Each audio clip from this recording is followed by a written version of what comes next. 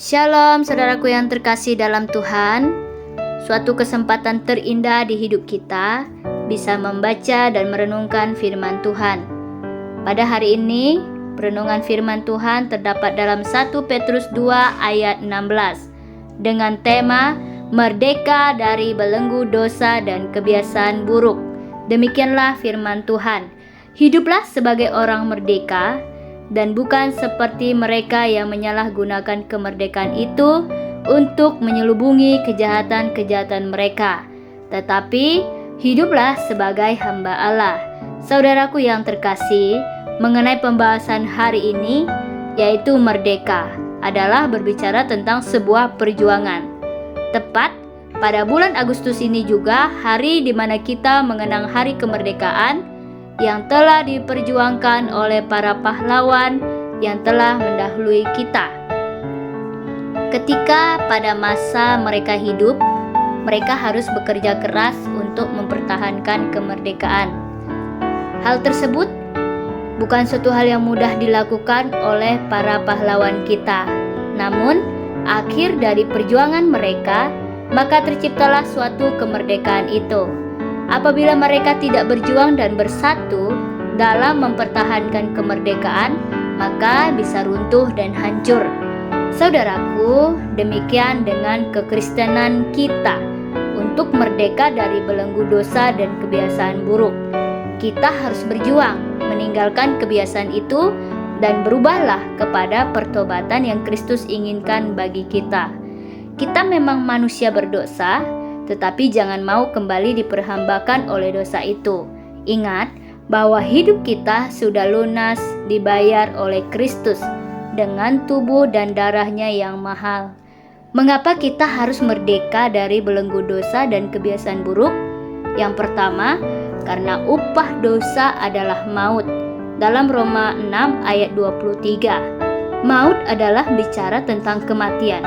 Kalau kita memelihara dosa dan kebiasaan buruk, maka iman kita kepada Tuhan bisa mati. Kematian karena berbuat dosa adalah suatu hal kekejian bagi Tuhan. Karena meskipun kita secara badani masih hidup, tapi secara rohani dan iman kita mati, maka hidup kita hanyalah sia-sia yang kita jalani dalam dunia ini. Tuhan berkorban mati di kayu salib untuk memerdekakan kita, bukan untuk disia-siakan. Tetapi karena Tuhan Yesus telah berjuang memerdekakan kita dari maut, maka kita juga perlu berjuang menjaga hidup kita. Oleh sebab itu, jagalah hidup dengan suka membaca firman dan merenungkan firman Tuhan, supaya hidup kita merdeka dari belenggu dosa dan kebiasaan buruk yang terus menggoda iman kita. Dan yang kedua, karena Kristus telah memerdekakan kita. Dalam Galatia 5 ayat 1, karena Kristus yang telah memerdekakan kita, jangan sekali-kali memberi celah kepada dosa untuk menghancurkan kehidupan kita. Kristus telah memerdekakan kita, namun jangan pernah pasrah dengan keadaan yang menurut pandangan kita tidak mampu untuk menghadapinya. Namun perlu kita sadari, marilah berjuang untuk menghadapi berbagai persoalan yang kita hadapi. Marilah kita menjaga pengorbanan Tuhan Yesus yang telah memerdekakan kita dari dosa. Dan yang ketiga, karena kita diciptakan sebagai hamba Allah. Suatu peringatan bagi hidup kita bahwa kita telah diciptakan sebagai hamba Allah. Oleh karena itu, kita harus meninggalkan dosa dan kebiasaan buruk yang sering kita lakukan. Menjadi hamba Allah, kita harus menjadi teladan, bukan menjadi sandungan bagi orang.